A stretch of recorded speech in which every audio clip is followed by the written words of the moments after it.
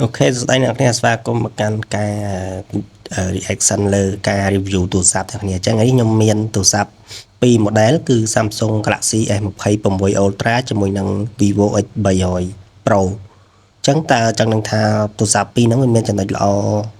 ផ្សេងគ្នាមួយខ្លះមួយណាវាល្អជាងតើយើងទៅមើលវីដេអូរបស់គ្នា What's up, guys? Today we have an exciting camera comparison between the Samsung Galaxy S26 Ultra and the Vivo X300 Pro. Starting off with the main camera in 4K at 60 frames per second. Both វីដេអូយើងមើលទៅ Vivo វា color វាស្អាតជាងSamsung ចំពោះខ្ញុំ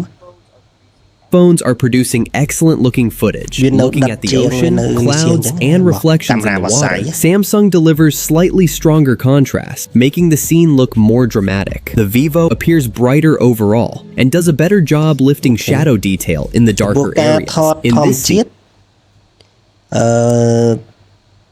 Vivo វាព្យាយាមវាសារគ្រប់គ្រងពន្លឺវាអត់មានកន្លែងណាស្ញាច់កន្លែងណាអីដូច Samsung ពេលខ្លះពន្លឺវារុញភ្លឺពេកកន្លែងខ្លះភ្លឺពេកដុំអញ្ចឹងណាតែចំពោះខ្ញុំណាគ្នា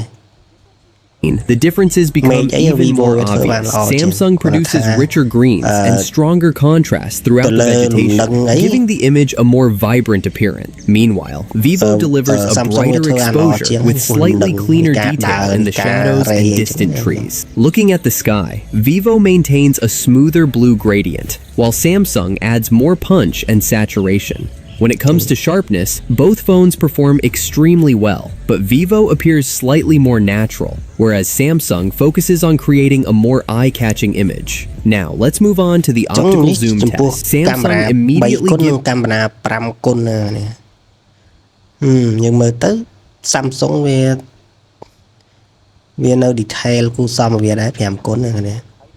gives you a tighter crop. However, Vivo's larger sensor captures an impressive amount of detail despite the lower optical zoom level. Looking at the subject, Samsung appears slightly sharper, while Vivo produces a brighter image with more balanced exposure. Now, let's check out the stabilization performance of the Galaxy S26 Ultra. Samsung does an excellent job reducing shake while maintaining a stable horizon. Even while moving through uneven sections of the road, the footage remains smooth and controlled. Notice how objects around the frame stay relatively stable without excessive warping. Samsung's stabilization feels confident and consistent throughout the entire clip. Now, here's the Vivo X300 Pro. The Vivo also delivers very impressive stabilization performance. Footage remains smooth, and movement is handled naturally without introducing noticeable jitter. Compared to Samsung, Vivo appears slightly softer in motion, but it maintains a very stable image overall. Now, let's move on to the night video test. Samsung is producing a slightly brighter image, making shadows and darker areas easier to see. Vivo keeps the scene a bit more natural. Now, let's move on to the daylight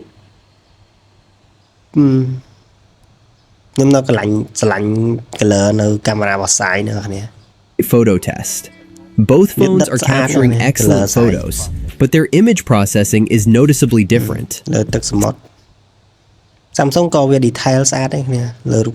Samsung tends to deliver richer colors, stronger contrast, and a more vibrant look straight out of the camera. The sky appears deeper blue, and the green Samsung ក៏ស្អាតដែរអ្នកនាងហើយ Vivo ក៏ស្អាតនេះទៅលើសមត្ថភាពគឺខ្ញុំមើលទៅហាក់ប្រហែលគ្នានេះគ្រាន់ថាទឹក color របស់កាមេរ៉ាដូចVivo វាប្រើ lens របស់ស្អីហើយ Samsung នេះខ្ញុំអត់ដឹងទេថាប្រើ lens អីដូចជា lens របស់ Sony ណាវាអ្នកម្យ៉ាង has a more saturated appearance. Vivo takes a Samsung វាស្អាតដែរស្អាត more natural approach with slightly softer processing and more balanced colors. In some scenes, it also preserves highlight detail a bit better, especially around bright skies and sunsets.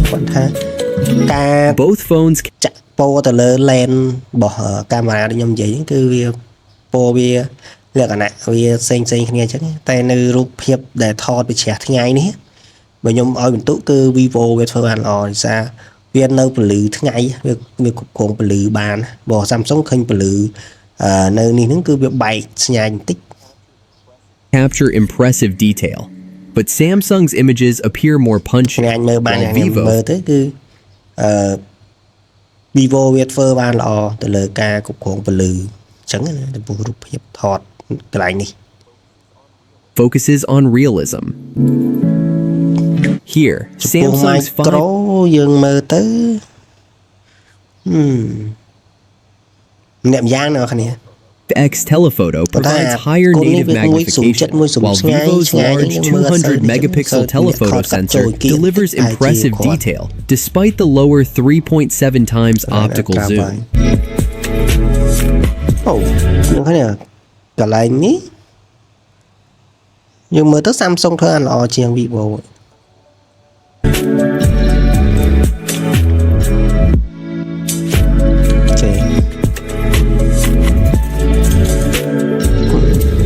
យ៉ាងណាគ្នាស្អាតណាស់យ៉ាង